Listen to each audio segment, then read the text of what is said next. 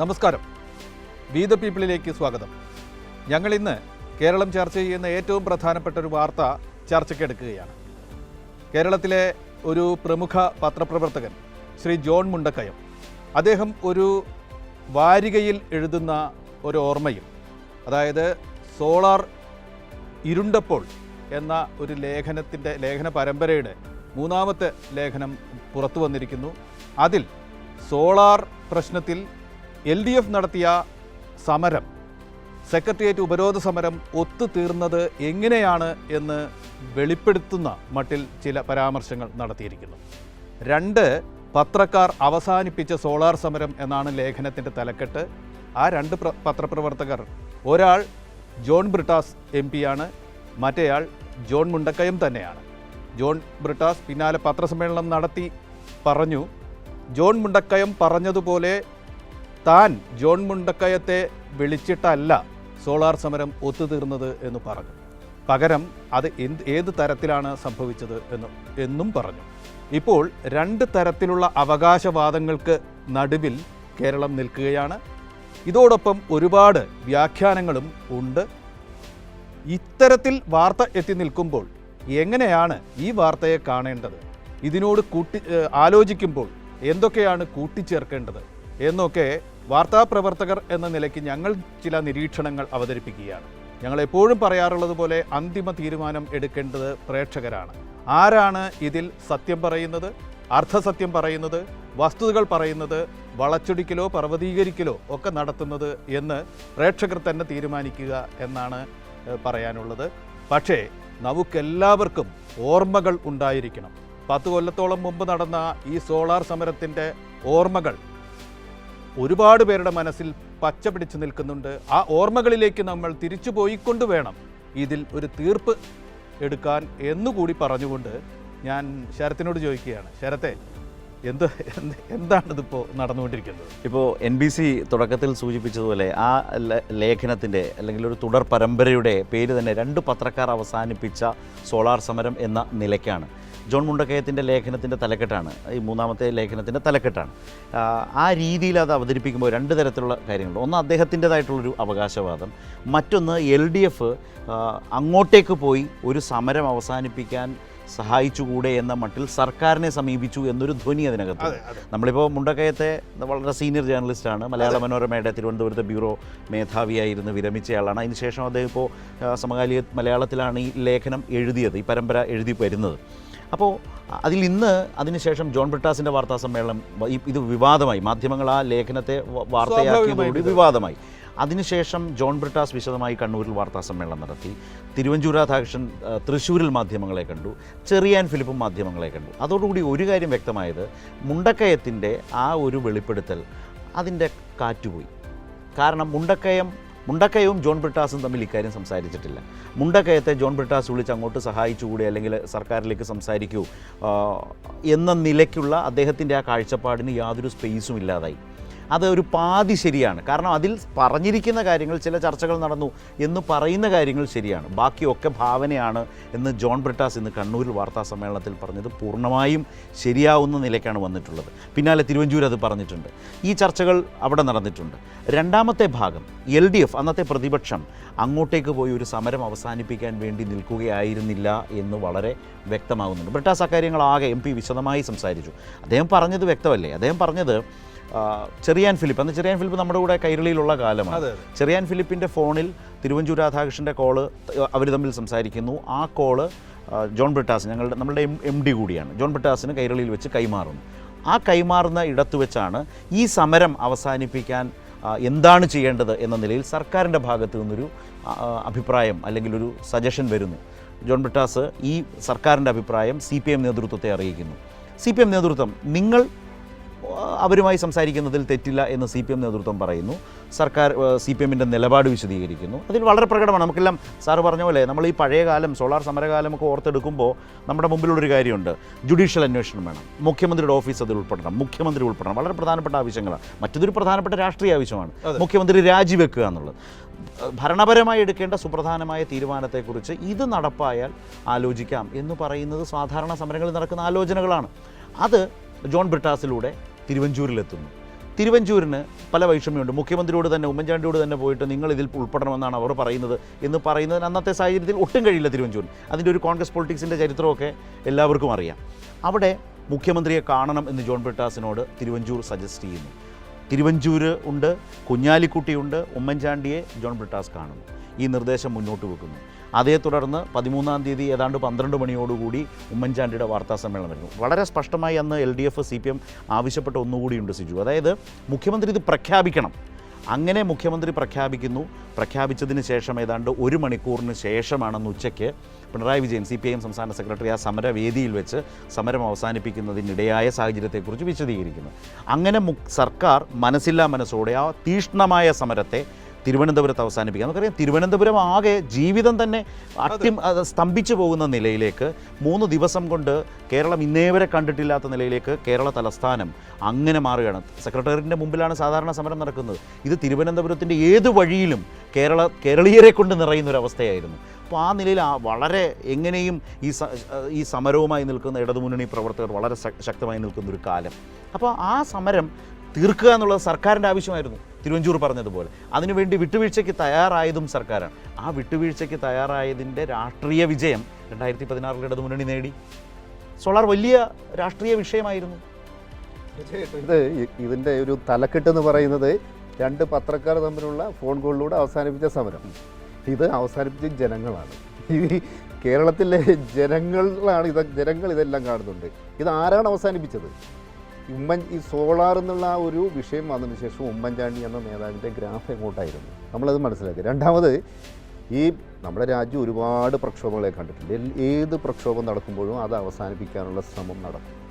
ഔദ്യോഗികമായ ചർച്ചകൾ നടക്കാം, അനൗദ്യോഗികമായ ചർച്ചകൾ നടക്കാം. പക്ഷേ ആത്യന്തികമായി ആർക്ക് അത് ഗുണപരമാവുന്നു? ഉദാഹരണം പറഞ്ഞ് ഇതിനകത്തുണ്ടായ പ്രധാനപ്പെട്ട അന്ന് സമരം പിൻവലിക്കുന്നതിന് ആസ്പദമായ പ്രധാനപ്പെട്ട കാരണമെന്ന് പറയുന്നത് സർക്കാർ ഒരു ജുഡീഷ്യൽ അന്വേഷണം പ്രഖ്യാപിച്ചു.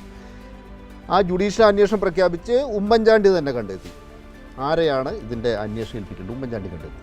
ആ കമ്മീഷൻ്റെ റിപ്പോർട്ട് ഉമ്മൻചാണ്ടി എന്ന നേതാവിനെ ഏൽപ്പിച്ച ആഘാതം എത്ര വലുതായിരുന്നു. അദ്ദേഹത്തിന് പിന്നീട് പൊങ്ങാൻ പറ്റിയിട്ടില്ല. സോളാർ എന്ന വിഷയം, ഈ ഒരു അഴിമതി, ഇതിൻ്റെ പിന്നിൽ നടന്ന തെറ്റായ കാര്യങ്ങളെല്ലാം ആദ്യം ജനങ്ങളോട് വിളിച്ചു പറയുന്നത് ഈ കൈരളി ന്യൂസാണ്. ഈ കൈരളി ന്യൂസ് ഇത് പുറത്തു കൊണ്ടുവരുന്നത് ഇതിന് പിറകിൽ നടന്ന തെറ്റായ ഇടപെടലുകൾ. ഉദാഹരണം പറഞ്ഞാൽ ഏറ്റവും ആദ്യം ജോപ്പനും സരിതയും തമ്മിൽ ഒരുപാട് തവണ സംസാരിക്കുന്നു. അതെല്ലാം ഇടപാടുമായി ഇതിൻ്റെ ജിക്കുമോൻ, ഈ സലിം രാജ്, അപ്പോൾ ഇതിൻ്റെ പിറകിൽ നടന്ന സാമ്പത്തിക ഇടപാടുകൾ, അതുമായി ബന്ധപ്പെട്ടാണ് നമ്മൾ ഈ വിഷയം നമ്മൾ ജനങ്ങൾക്ക് മുന്നിൽ വെച്ചത്. മാത്രമല്ല അതുമായി ബന്ധപ്പെട്ട എല്ലാ കേസുകൾ ഇപ്പോൾ നടക്കുകയാണ്. ഇതുമായി ബന്ധപ്പെട്ട് ഈ സാമ്പത്തിക തട്ടിപ്പുമായി ബന്ധപ്പെട്ട എല്ലാ കേസുകളും ഇപ്പോൾ നടന്നുകൊണ്ടിരിക്കുകയാണ്. ഒന്ന്. രണ്ടാമത് ഇതിൻ്റെ ഇരയാണ് കോടതിയിൽ ഒരു കത്ത് കൊടുത്തു. വളരെ പറഞ്ഞറിയിക്കാൻ വയ്യാത്ത രീതിയിലുള്ള ലൈംഗിക പീഡനത്തിനും ചൂഷണത്തിനും ഇരയായെന്ന് ആ ഇര തന്നെ കോടതിയിൽ പറഞ്ഞു. ആ ഘട്ടത്തിലാണ് ആ ഒരു വിഷയത്തിലേക്ക് ഇത് മാറുന്നത്. പക്ഷേ ഇതിൻ്റെ ഒരു ഏറ്റവും അടിസ്ഥാനപരമായ വസ്തുത പറഞ്ഞ് ഇതുമായി ബന്ധപ്പെട്ട് നടന്ന സാമ്പത്തിക തട്ടിപ്പുകൾ, അതുമായി ബന്ധപ്പെട്ട കേസുകൾ കൃത്യമായി നടക്കുന്നത്. മറ്റൊന്ന്, അന്ന് എന്താവശ്യത്തിനാണ് ഈ സമരം നടന്നത്? ആ സമരത്തെ തുടർന്ന് ഒരു ജുഡീഷ്യൽ അന്വേഷണം പ്രഖ്യാപിച്ചു. ആ അന്വേഷണത്തിൻ്റെ റിപ്പോർട്ട് പുറത്തു വന്നു. അത് ഉമ്മൻചാണ്ടി എന്ന നേതാവിനും പിന്നെ അദ്ദേഹത്തിൻ്റെ സർക്കാരിനും UDF-നും കനത്ത പ്രചരിപ്പിച്ചു. അതിനുശേഷം കേരളത്തിൻ്റെ രാഷ്ട്രീയ ചിത്രം മാറി. ചരിത്രത്തിലാദ്യമായിട്ട് തുടർഭരണം വന്നു. ഇതെല്ലാമാണ് സംഭവിച്ചത്. ഇതിനകത്തിപ്പം NBC പറഞ്ഞു തുടങ്ങിയ ഒരു കാര്യമുണ്ട്, ഓർമ്മകൾ ഉണ്ടായിരിക്കണമെന്ന് പറഞ്ഞു. ഈ വിഷയം ഇപ്പം ആരുടെ സ്ക്രിപ്റ്റഡാണോ, ആരാണ് ഇതിൻ്റെ പിന്നിലെന്നുള്ളത് ഇനി തെളിയിക്കപ്പെടേണ്ടതാണ്. പക്ഷേ ഇപ്പോൾ ഫലത്തിൽ സംഭവിച്ചത് എന്താണ്? സോളാർ എന്ന് പറയുന്നത് സൂചന കൊടുത്തിട്ടുണ്ട്. അതെ, ഈ സ്ക്രിപ്റ്റ് ആ സംഭവം ഈ സ്ക്രിപ്റ്റ് വന്നത് തിരുവഞ്ചൂരിന്റെ സ്ക്രിപ്റ്റാണെന്നുള്ളത്. അതായത് ഈ സംഭവം വരുമ്പോൾ ഇത് അന്ന് കേരളം കണ്ട ഏറ്റവും ഒരു അശ്ലീല രാഷ്ട്രീയം എന്ന് തന്നെ ഞാൻ പറയേണ്ടതുണ്ട്. അതിൻ്റെ ഒരു ഓർമ്മകൾ വീണ്ടും കേരള ഇന്ന് മുതൽ സജീവമാവുകയാണ്. ഇത് ശരിക്കും ഒരേ സമയം തന്നെ LDF-നെ സംബന്ധിച്ച് വളരെ രാഷ്ട്രീയ വിജയം നൽകിയൊരു സംഭവം.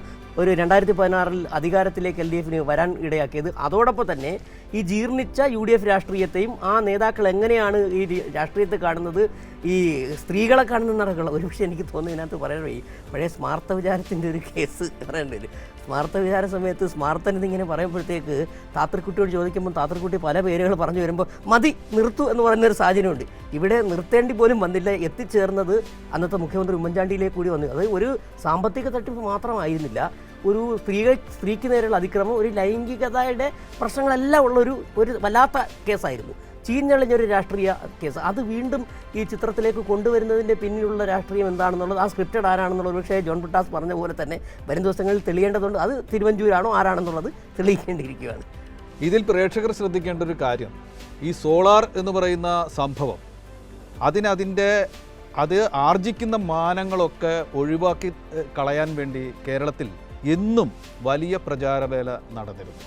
സോളാർ ആ സംഭവം പുറത്തു വന്ന ഉടനെ തന്നെ ഒന്നുമില്ല എന്നാണ് അന്നത്തെ ഭരണപക്ഷം പറഞ്ഞുകൊണ്ടിരുന്നത്. പിന്നീട് പറഞ്ഞു ചിലരെ പറ്റിച്ച തട്ടിപ്പ് നടത്തിയ ഒരു കേസ് മാത്രമാണ് അത്. സർക്കാർ ഖജനാവിന് 1 രൂപ പോലും നഷ്ടം വന്നിട്ടില്ല. നടന്ന തട്ടിപ്പ് കേരള പോലീസിൻ്റെ സ്പെഷ്യൽ ഇൻവെസ്റ്റിഗേഷൻ ടീം അത് അന്വേഷിക്കുന്നുണ്ട്. അതിൽ കുറ്റക്കാർക്കെതിരെ നടപടി ഉണ്ടാകും എന്നാണ് അന്നത്തെ മുഖ്യമന്ത്രിയായിരുന്ന ഉമ്മൻചാണ്ടി ഉറപ്പ് നൽകിയിരുന്നത്. ആ സാഹചര്യത്തിലാണ് അതുപോരാ ഇത് മുഖ്യമന്ത്രിയുടെ ഓഫീസിലുള്ളവർ പോലും കേസിൽ പെട്ടിട്ടുണ്ട്, അവർക്ക് കൂടി പങ്കാളിത്തമുണ്ട് എന്ന് പറയുകയും 3 പേരെ അദ്ദേഹത്തിൻ്റെ ഓഫീസിൽ നിന്നും മാറ്റി നിർത്തേണ്ട സാഹചര്യം വരികയും ചെയ്തു. അതോടുകൂടിയാണ് ഇതിൽ ജുഡീഷ്യൽ അന്വേഷണം വേണം. ആ ജുഡീഷ്യൽ അന്വേഷണം വരുമ്പോൾ കുറ്റാരോപിതനായ മുഖ്യമന്ത്രി മാറി നിൽക്കണം എന്ന ആവശ്യത്തിലേക്ക് പ്രതിപക്ഷം എത്തുന്നത്. ഈ സെക്രട്ടേറിയറ്റ് ഉപരോധം, ഇപ്പോൾ പറയുന്ന സെക്രട്ടേറിയറ്റ് ഉപരോധം തുടങ്ങുന്നതിന് തൊട്ട് മുമ്പ് 9 ദിവസം തുടർച്ചയായി നിയമസഭയിൽ ഈ പ്രശ്നം പ്രതിപക്ഷം ഉന്നയിച്ചു കൊണ്ടിരുന്നു. SIT അന്വേഷണം നടക്കുന്നുണ്ട് എന്ന ആ വാദത്തിൽ മുഖ്യമന്ത്രി ഉറച്ചു നിന്നു. അപ്പോഴാണ് സെക്രട്ടേറിയറ്റ് ഉപരോധത്തിലേക്കും കേരള രാഷ്ട്രീയ ചരിത്രത്തിൽ ഒരിക്കലുമില്ലാത്തൊരു സമരത്തിലേക്കും LDF പോയത്. ആ സമരം 2 ദിവസം തിങ്കളും ചൊവ്വയും നടന്ന് ചൊവ്വ ആണ് 30 മണിക്കൂറാണ് ആ ഉപരോധം നീണ്ടുനിന്നത്. 30-ാം മണിക്കൂറിൽ പ്രതിപക്ഷം ആവശ്യപ്പെട്ടതുപോലെ തന്നെ മുഖ്യമന്ത്രി ജുഡീഷ്യൽ അന്വേഷണം പ്രഖ്യാപിക്കുന്നു. ആ പ്രഖ്യാപനത്തെ തുടർന്ന് 1 മണിക്കൂറിനകം തന്നെ പ്രതിപക്ഷം സമരം പിൻവലിക്കുന്നു. പിണറായി വിജയൻ അത് പ്രഖ്യാപിക്കുന്നു, ആ സമരം പ്രഖ്യാപിക്കുന്നു. അന്നത്തെ പത്രവാർത്തകൾ നമ്മളൊക്കെ 10 കൊല്ലമേ ആയുള്ളൂ, നമുക്കും ഓർമ്മകൾ ഉണ്ട്. അന്നത്തെ പത്രവാർത്തകളിൽ പറയുന്നുണ്ട്, ആ സമരവേദിയിൽ തന്നെ LDF നേതാക്കൾ ഒത്തുചേർന്ന്, അവൈലബിൾ ആയിട്ടുള്ള LDF നേതാക്കൾ ഒത്തുചേർന്ന് സമരം പിൻവലിക്കുകയായിരുന്നു എന്ന് പറയുന്നുണ്ട്. മാത്രമല്ല ഇദ്ദേഹം തന്നെ പറയുന്നു, NK പ്രേമചന്ദ്രൻ ഒരു ഘട്ടത്തിൽ ഇതിൽ സംസാരിക്കാനൊക്കെ പോയിരുന്നു എന്ന് പറയുന്നു. അദ്ദേഹം തന്നെ പറയുന്നു, അദ്ദേഹത്തിനോട് ചേർന്ന് നിൽക്കുന്നവരൊക്കെ പറയുന്നു, കേരളത്തിലെ മാധ്യമങ്ങളും ഒരുപക്ഷം വ്യാഖ്യാതാക്കളും പറയുന്നു LDF നേതാക്കൾ അറിഞ്ഞിരുന്നില്ല എന്ന്. ഒരുപക്ഷെ പ്രേമചന്ദ്രൻ ഇന്ന് പ്രതികരിക്കുമ്പോൾ അങ്ങനെ ആവണമെന്നില്ല. സ്വാഭാവികമായി എനിക്ക് ഊഹിക്കാവുന്നൊരു കാര്യം, അന്ന് ഈ തീരുമാനം എടുക്കുമ്പോൾ ഞങ്ങളോട് ആലോചിച്ചിരുന്നില്ല. ഞങ്ങളൊക്കെ സമരരംഗത്ത് നിൽക്കുമ്പോൾ ആലോചിക്കാതെ ഏകപക്ഷീയമായി എടുത്ത സമരം പിൻവലിക്കുന്നു എന്ന തീരുമാനമാണെന്ന് വേണമെങ്കിൽ പ്രേമചന്ദ്രൻ പറഞ്ഞേക്കാം. പക്ഷേ അന്നത്തെ പത്രവാർത്തകളിലുണ്ട്, ആ സമരപ്പന്തലിൽ തന്നെ ഉള്ള അവൈലബിൾ ആയിട്ടുള്ള LDF നേതാക്കൾ കൂടി ആലോചിച്ചാണ് സമരം പിൻവലിക്കുന്നത്. അന്നത്തെ സമരം ആലോചിച്ചാൽ സമരം ഏതെങ്കിലും ഒരു പോയിന്റിൽ മാത്രമായിരുന്നില്ല. തിരുവനന്തപുരം സെക്രട്ടേറിയറ്റിൻ്റെ 4 പാടും ചിതറി പരന്നു കിടക്കുന്ന ഒരു സമരമായിരുന്നു. നേതാക്കളൊക്കെ ഓരോ കോണിലും ഓരോ ഗേറ്റിലും സമരരംഗത്തുണ്ടായിരുന്നു. അപ്പോൾ കൂടിയാലോചന എന്നൊക്കെ പറയുന്നത് അവൈലബിൾ ആയിട്ടുള്ള ആളുകളെ വെച്ച് കൂടിയാലോചിച്ച്, കാരണം അത്ര സങ്കീർണമായൊരു സമരമാണ്. കാരണം ഇത്രയേറെ മനുഷ്യർ കേരളത്തിൻ്റെ എല്ലാ ജില്ലകളിൽ നിന്നും എല്ലാ കോണിൽ നിന്നും ഇവിടെ വന്ന് താമസിച്ച് സമരം ചെയ്യുന്ന ഒരു അന്തരീക്ഷത്തിൽ ആ സമരത്തിനും സമര നേതൃത്വത്തിന് അതിൻ്റേതായ ഉത്തരവാദിത്വമുണ്ട്. അപ്പോൾ അങ്ങനൊരു സമരം മുന്നോട്ട് കൊണ്ടുപോകുന്ന ഘട്ടത്തിൽ സർക്കാർ ഒരു ഡിമാൻഡിൻ്റെ ഏതാണ്ടൊരു പൂർണ്ണാർത്ഥത്തിൽ ഏറ്റവും പ്രധാനപ്പെട്ട ഡിമാൻഡുകളോട് അതിന് വിധേയപ്പെടുമ്പോൾ, അതിന് കീഴ്പ്പെടുമ്പോൾ, അതിനനുസരിച്ച് തീരുമാനമെടുക്കുക എന്നുള്ളതൊരു രാഷ്ട്രീയ നേതൃത്വത്തിൻ്റെ അണികൾ അല്ലെങ്കിൽ പ്രവർത്തകർ അവരുടെ വൈകാരിക നിലപാടുകളുണ്ട്. രാജിവെപ്പിച്ചേ അടങ്ങൂ എന്നൊക്കെ പറയുന്നത് നമുക്കറിയാം. പക്ഷേ എല്ലാം ആലോചിക്കേണ്ടതായി വരുന്നൊരു നേതൃത്വം ഇതെല്ലാം ആലോചിച്ചൊരു തീരുമാനമുണ്ട്. ഇതിലൊരു പ്രധാനപ്പെട്ട കാര്യം നേരത്തെ NPC പറഞ്ഞതാണ്, ഇതിന് തൊട്ട് മുമ്പ് നിയമസഭ ചേരുകയാണ്. നിയമസഭ ചേരുമ്പോഴാണ് ജോപ്പനെയും ജിക്കുനെയൊക്കെ മാറ്റി നിർത്തുന്ന സഭയിലാണ് മുഖ്യമന്ത്രി. ആ മുഖ്യമന്ത്രി സഭയിൽ ജുഡീഷ്യൽ അന്വേഷണം പ്രഖ്യാപിച്ചിട്ടില്ല.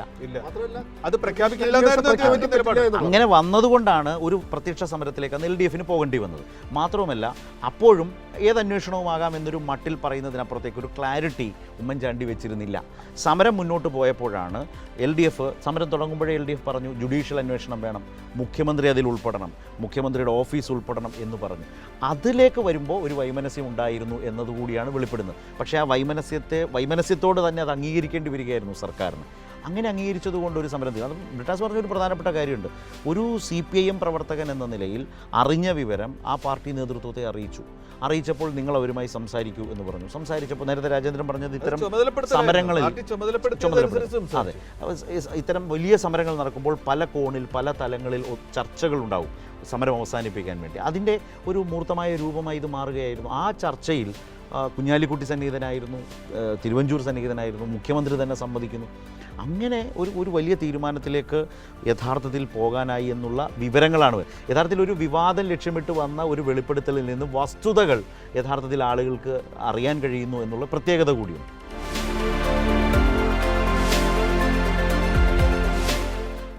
വിസ്ഫോടനകരമായ അന്തരീക്ഷത്തിൽ രാഷ്ട്രീയ തലസ്ഥാനം എത്തി നിന്ന ആ മണിക്കൂറുകൾക്ക് ശേഷം ആ സമരം പിൻവലിച്ചപ്പോൾ അത് ഒരു കാറും കോളും ഒഴിഞ്ഞു പോയല്ലോ എന്ന മട്ടിലല്ല പല മാധ്യമങ്ങളും പ്രതികരിച്ചത്. അന്ന് മനോരമ ഒരു പത്രാധിപ കുറിപ്പ് തന്നെ എഴുതിക്കൊണ്ട് പറഞ്ഞത് 1.5 ദിവസം ജനങ്ങളെ ബുദ്ധിമുട്ടിച്ചിട്ട് ഒരു കാര്യവുമില്ലാതെ ഒരു സമരം അവസാനിച്ചു. മുഖ്യമന്ത്രി ഉമ്മൻചാണ്ടി വലിയ നേട്ടമുണ്ടാക്കി എന്ന മട്ടിലാണ് പല മാധ്യമങ്ങളും പറഞ്ഞതുപോലെ സർ. അതായത് ആ സമരത്തോടെ ആ പ്രശ്നത്തോടെ കേരള രാഷ്ട്രീയത്തിൽ കോൺഗ്രസിലെ അധികായനായ ഉമ്മൻചാണ്ടി എവിടെ ചെന്നു നിന്നു. അദ്ദേഹം 2016 തോറ്റു എന്ന് മാത്രമല്ല, അദ്ദേഹത്തിന് പ്രതിപക്ഷ നേതാവ് പോലും ആകാൻ കഴിഞ്ഞില്ല. നമുക്കെല്ലാം അറിയുന്ന പോലെ അദ്ദേഹത്തിന് കൃത്യമായ കണക്കുണ്ടായിരുന്നു. താൻ തിരിച്ചു വരും അധികാരത്തിൽ എന്ന് ഉറപ്പിച്ച ഒരു മനുഷ്യനായിരുന്നു ഉമ്മൻചാണ്ടി. ആ ബലാബലത്തിന്റെ ഒരു മേശയുണ്ടല്ലോ, അത് തിരിച്ചു വെച്ചൊരു സംഭവമാണ് സോളാർ എന്ന് പറയുന്നത്. അതുകൊണ്ട് തന്നെയാണ് ആ സോളാർ സമരത്തിന്റെ മാനങ്ങൾ ഇല്ലാതാക്കാനുള്ള ഒരു ശ്രമം കേരളീയ അന്തരീക്ഷത്തിൽ നടന്നുകൊണ്ടിരിക്കുന്നത്. ഇതിനകത്ത് എനിക്ക് നല്ല ഓർമ്മയുണ്ട്, അന്ന് നമ്മുടെ കോഴിക്കോട്ടാമത്തെ ബ്യൂറോ ചീഫായിരുന്ന കുട്ടൻ ഒരു ദിവസം രാവിലെ ഒരു 11 മണിയോടുകൂടി ഈ കേരളത്തിൽ നടക്കുന്ന വാർത്ത റിപ്പോർട്ട് ചെയ്യുകയാണ്. അപ്പോൾ അതിനുശേഷം വൈകിട്ട് ഉമ്മൻചാണ്ടി വാർത്താ സമ്മേളനം നടന്നു. അപ്പോൾ ആദ്യമായിട്ട് ഇതിനെപ്പറ്റി ചോദ്യം ചോദിക്കുന്നത് ഞാനാണ്. അപ്പോൾ അദ്ദേഹം ഒഴിഞ്ഞു മാറി. അപ്പോൾ അദ്ദേഹത്തിൻ്റെ ആ ഒരു ഈ ബോഡി ലാംഗ്വേജ് തന്നെ അത് വ്യക്തമായിരുന്നു എന്തോ സംഭവിക്കാൻ പോകുന്നത്. അപ്പോൾ ആദ്യം ഇങ്ങനൊന്നും നടന്നിട്ടേ ഇല്ല, ഒരു വിഷയമില്ലാത്ത കാര്യമാണെന്ന് പറഞ്ഞ് ഒഴിഞ്ഞു മാറി.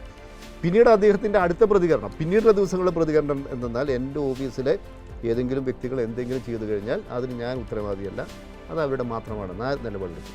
പിന്നീട് നിയമസഭയിൽ ഓരോ ദിവസവും ഈ വിഷയം ഉയർന്നു വന്നപ്പോഴും ഒരു ദിവസം ജോപ്പനെ പുറത്താക്കി, ജിക്കുവിനെ പുറത്താക്കി, സലിൻ രാജിനെ പുറത്താക്കി. അത് കഴിഞ്ഞ് എനിക്ക് നല്ല ഓർമ്മയുണ്ട്, ഒരു ദിവസത്തെ പ്രതിപക്ഷത്തിൻ്റെ ഏറ്റവും പ്രധാനപ്പെട്ട ആവശ്യം പറഞ്ഞാൽ ജുഡീഷ്യൽ അന്വേഷണം നടത്തണമായിരുന്നു. അദ്ദേഹം പറഞ്ഞു ജുഡീഷ്യൽ അന്വേഷണം നടത്തില്ല. ജുഡീഷ്യൽ അന്വേഷണം നടത്തില്ല എന്ന് പറഞ്ഞ മുഖ്യമന്ത്രിയാണ് പിന്നീട് സമരത്തെ തുടർന്ന് ജുഡീഷ്യൽ അന്വേഷണം പ്രഖ്യാപിക്കുന്നത്. സോളാർ എന്ന് പറഞ്ഞാൽ കേരളത്തിൽ എനിക്ക് തോന്നുന്നു ഒരു രാഷ്ട്രീയ പാഠം, ഒരു പഠിക്കേണ്ട ഒരു വിഷയം കൂടി തന്നെ. സോളാർ വിഷയം ഒരേ സമയം രാഷ്ട്രീയ നൈതികതയുടെ ഒരു വലിയ ചോദ്യം ഉയർത്തി. ഒരു മുഖ്യമന്ത്രിയുടെ ഓഫീസ് എങ്ങനെ പ്രവർത്തിക്കേണ്ടതെന്ന് ഉയർത്തി, എങ്ങനെയാണ് ഒരു പ്രതിപക്ഷം സമരം നടത്തേണ്ടതെന്ന് ഉയർത്തി, എങ്ങനെയാണ് ഒരു കോൺഗ്രസ് പാർട്ടിയിലെ നേതാക്കൾ ഒരു ആരോപണം ഉയരുമ്പോൾ എങ്ങനെയാണ് അയാൾ പിന്തള്ളപ്പെട്ടു എന്നതിനുള്ള ഉദാഹരണം. അങ്ങനെ വലിയ വലിയ തരത്തിലുള്ള മാനങ്ങൾ. ഈ കേസിൻ്റെ ഡെപ്ത് തന്നെ വലിയ തരത്തിലേക്ക് നമുക്കറിയാം. എത്ര കഥാപാത്രങ്ങൾ വന്നു പോയി. നമുക്കൊക്കെ പേരുകൾ മല്ലയ്യലി ശ്രീധരൻ നായർ, അങ്ങനെ എത്ര ടെന്നി ജോർജ്, PC ജോർജ് അടക്കമുള്ളവർ, എന്തൊക്കെ വിവാദങ്ങൾ വന്നൊരു സാധനമാണ്. അപ്പോൾ ഇതിനകത്ത് ഉള്ള സംഭവം എന്ന് പറഞ്ഞാൽ നേരത്തെ പറഞ്ഞ പോലെ തന്നെ ഇത് ഒരുപക്ഷെ ഈ കോൺഗ്രസ് എന്ന് പറയുന്ന രാഷ്ട്രീയ പാർട്ടി എത്രത്തോളം, എനിക്ക് തോന്നുന്നു സോളാറോട് കൂടി തന്നെയാണ് കോൺഗ്രസ് എന്ന് പറയുന്നത് ഇത്ര അധികം ജീർണിച്ച ഒരു പാർട്ടിയാണെന്ന് ഒരുപക്ഷെ കേരളത്തിൻ്റെ ജനതയ്ക്ക് ബോധ്യപ്പെടുന്നത്. നേരത്തെ ആരോപണങ്ങളുണ്ട്, കോൺഗ്രസ്സുകാർ ഈ പൈസ മേടിക്കുന്നവരാണ്, അവിടെ അഴിമതിയുണ്ട്. ഇതുമായി ബന്ധപ്പെട്ട് എത്ര പേരുകളാണ്, KC വേണുഗോപാൽ, AP അനിൽകുമാർ, അങ്ങനെ എത്ര മന്ത്രിമാർ വരെ അടക്കം ഇതിനകത്ത് വരികയും ചെയ്തു. സിജു, അതാണ് ഞാൻ തുടക്കത്തിൽ പറഞ്ഞത്. ഈ വിഷയത്തിൽ ഇന്നിപ്പോൾ ജോൺ ബ്രിട്ടാസ് വിശദമായി സംസാരിച്ചു, പിന്നാലെ തിരുവഞ്ചൂർ സംസാരിച്ചു, ചെറിയാൻ ഫിലിപ്പും സംസാരിച്ചു. ചെറിയാൻ ഫിലിപ്പ് അവസാനം പറഞ്ഞതാണ് ഇതിൽ ഏറ്റവും പ്രധാനപ്പെട്ട കാര്യം. അദ്ദേഹം പറഞ്ഞതാണ്, തിരുവഞ്ചൂരും ജോൺ മുണ്ടക്കയവും പറഞ്ഞത് ശരിയല്ല, ശരിയായി കാര്യങ്ങൾ വിശദീകരിച്ചത് ജോൺ ബ്രിട്ടാസ് ആണ് എന്ന് പറഞ്ഞുകൊണ്ട് അദ്ദേഹം പറഞ്ഞു അദ്ദേഹത്തിൻ്റെ ഫോണിലേക്ക് വിളി വന്നത് തിരുവഞ്ചൂരിൻ്റേതാണ്. അന്ന് അദ്ദേഹം ആഭ്യന്തരമന്ത്രിയാണ്. ആഭ്യന്തരമന്ത്രിയായ തിരുവഞ്ചൂർ രാധാകൃഷ്ണൻ ചെറിയാൻ ഫിലിപ്പിനെ വിളിക്കുന്നു. അപ്പോൾ അദ്ദേഹം കൈരളിയിൽ ജോൺ ബ്രിട്ടാസിൻ്റെ മുറിയിലുണ്ടായിരുന്നു. അപ്പോഴാണ് ഫോൺ കൈമാറിയപ്പോൾ കേരളത്തിൻ്റെ ആഭ്യന്തരമന്ത്രിയായ തിരുവഞ്ചൂർ ചോദിക്കുന്നു, ഈ സമരം തീർക്കാൻ എന്തു ചെയ്യാനാകും, എന്തു ചെയ്യാൻ കഴിയും, ഞങ്ങൾ സന്നദ്ധമാണ് എന്ന നിലയിൽ സർക്കാരിൻ്റെ ഒരു താല്പര്യം അറിയിക്കുന്നു. ഈ താല്പര്യം ജോൺ ബ്രിട്ടാസ് CPIM നേതൃത്വത്തെ അറിയിക്കുന്നു എന്നാണ് അദ്ദേഹം വിശദീകരിച്ചത്. അത് കോൺഗ്രസ് നേതാവായിട്ടുള്ള ചെറിയാൻ ഫിലിപ്പ് ഇന്ദിരാഭവനിൽ ഇപ്പോൾ വലിയൊരു ചുമതലയിലാണ്, മീഡിയ സമിതിയുടെ അധ്യക്ഷനാണ്. അപ്പോൾ അദ്ദേഹം ചെറിയാൻ ഫിലിപ്പ് ഈ തിരുവഞ്ചൂർ രാധാകൃഷ്ണൻ സംസാരിച്ചതിനും ശേഷം നടത്തിയ വാർത്താ സമ്മേളനത്തിൽ തന്നെ പറഞ്ഞത് ഈ വിധത്തിലാണ് കാര്യങ്ങൾ. അപ്പോൾ വിവാദങ്ങൾക്കപ്പുറം, നേരത്തെ പറഞ്ഞ വിവാദങ്ങൾക്കപ്പുറം വസ്തുതകൾ കുറേ കൂടി വ്യക്തതയോടെ ആളുകൾക്ക് മുമ്പിൽ നിൽക്കുകയല്ല. ഏതായാലും കക്ഷി രാഷ്ട്രീയ താല്പര്യത്തിന് കീഴ്പ്പെടാതെ ഇക്കാര്യത്തിൽ സത്യം പറയാൻ തയ്യാറായ അല്ലെ, വസ്തുതകൾ പറയാൻ തയ്യാറായ ചെറിയാൻ ഫിലിപ്പിന് നമ്മൾ ബഹുമാനിക്കണം. പലപ്പോഴും നമ്മുടെ കക്ഷി രാഷ്ട്രീയത്തിൽ അങ്ങനെയുള്ള വ്യക്തിത്വങ്ങളെ കാണാറില്ല അല്ലേ ചേരത്തെ? അതെ അതെ, ഇത്തവണ ഇപ്പോഴത്തെ ഒരു സാഹചര്യത്തിൽ അദ്ദേഹം വളരെ സജീവമായി ഇപ്പോൾ ഈ സമീപകാലത്തൊക്കെ തെരഞ്ഞെടുപ്പ് കാലത്ത് വളരെ ശക്തമായ ഒരു CPIM വിമർശകനായി, പിണറായി വിജയൻ എന്ന നേതാവിനെതിരായ വിമർശകനായിട്ടൊക്കെ നിൽക്കുന്നതാണ് കണ്ടിട്ടുള്ളത്, അദ്ദേഹത്തിൻ്റെ പോസ്റ്റുകളും അല്ലെങ്കിൽ അദ്ദേഹത്തിൻ്റെ പ്രസ്താവനകളും ഒക്കെ. പക്ഷേ ഈ വിഷയത്തിൽ ഒരു അവ്യക്തത നിൽക്കുന്നു, ഒരു ദുരൂഹത അല്ലെങ്കിൽ ഒരു എന്താ പറയുക, ഒരു വിവാദം ഇങ്ങനെ കെട്ടിപ്പൊക്കാൻ വേണ്ടി നിൽക്കുന്നു. അങ്ങനെ നിൽക്കുമ്പോൾ ചെറിയാൻ ഫിലിപ്പിൻ്റെ കാഴ്ചപ്പാടിന് വലിയ പ്രാധാന്യമുണ്ട്. അദ്ദേഹം എന്ത് പറയുന്നു എന്നുള്ളത് അവിടെ അദ്ദേഹം ഏറെക്കുറെ ഇതുമായി ബന്ധപ്പെട്ട് ശരിയായ വിശദീകരണം നൽകി എന്നാണ് നമുക്ക് മനസ്സിലാവുന്നൊരു കാര്യം.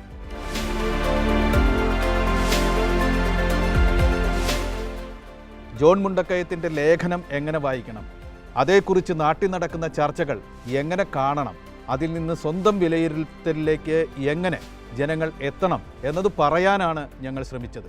ഈ പരിപാടിയുടെ അന്ത്യത്തിൽ വ്യക്തമാകുന്നത് ജോൺ മുണ്ടക്കയം ഉയർത്തിയ വസ്തുതകൾക്കപ്പുറം ചില കാര്യങ്ങൾ കൂടി ഉണ്ട്. അതുകൂടി കൂടിച്ചേരുമ്പോഴേ നമുക്ക് ശരിയായ നിഗമനങ്ങളിൽ എത്താൻ കഴിയുള്ളൂ എന്നാണ്. സോളാർ സംഭവത്തിൻ്റെ ശക്തി അത് വെളിപ്പെടുത്തുന്നതാണ് ഈ സംഭവം. പലരും ചരിത്ര വസ്തുതകളെ പേടിക്കും. ഭഗത് സിംഗിൻ്റെ മൃതദേഹം പാതിരാത്രി കത്തിച്ച് നദിയിൽ ഒഴുക്കിക്കളയുകയാണ് ബ്രിട്ടീഷുകാർ ചെയ്തത്. അതുപോലെ ചരിത്ര വസ്തുതകൾ നിലനിൽക്കാതിരിക്കാൻ പലരും ശ്രമിക്കും. ഇവിടെയും സോളാർ കേസ് അതൊരു നിസ്സാര സംഭവമായിരുന്നു, അത് ഒരു രാഷ്ട്രീയ ദുർവ്യയമായിരുന്നു എന്ന് ഉമ്മൻചാണ്ടിയുടെ നിർഭാഗ്യകരമായ മരണത്തിന് ശേഷം അദ്ദേഹത്തെ കൂടി മുന്നിൽ വെച്ചുകൊണ്ട് തെളിയിക്കാനാണ് പലരും ശ്രമിക്കുന്നത്. അങ്ങനെയല്ല, നേരത്തെ സിജു പറഞ്ഞതുപോലെ സോളാർ കേസ് കേരളത്തിന് ഒരുപാട് രാഷ്ട്രീയ പാഠങ്ങൾ നൽകുന്ന, കേരള രാഷ്ട്രീയത്തിൻ്റെ മേശ ഒരു ചരിത്രഘട്ടത്തിൽ തിരിച്ചു വെച്ച ഒരു പ്രധാനപ്പെട്ട സംഭവമാണ്. അതിനെ വസ്തുനിഷ്ഠമായി ഓർമ്മകൾ മനസ്സിൽ സൂക്ഷിച്ചുകൊണ്ട് കേരള രാഷ്ട്രീയം ഇടയ്ക്കിടയ്ക്ക് തിരിഞ്ഞു നോക്കേണ്ടതുണ്ട് എന്നാണ് ഇന്നത്തെ ഈ സംഭവം തെളിയിക്കുന്നത് എന്നൊരു നിഗമനം നിങ്ങൾക്ക് മുമ്പിൽ ചർച്ചയ്ക്കായി വെച്ചുകൊണ്ട് ഞങ്ങൾ അവസാനിപ്പിക്കുന്നു. നമസ്കാരം.